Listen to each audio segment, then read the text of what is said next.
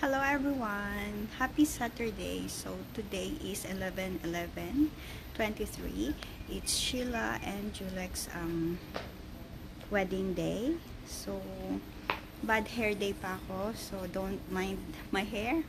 Mag-aayos pa ako later and we have to come here very early kasi hawakan ko lang tong ring nila kasi baka mawala. So ayan, ipapakita ko sa inyo yung arrangement. Ayan. So behind me, ayan yung altar. So ayan.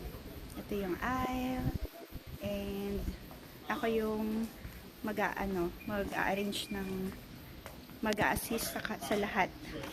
So ayan.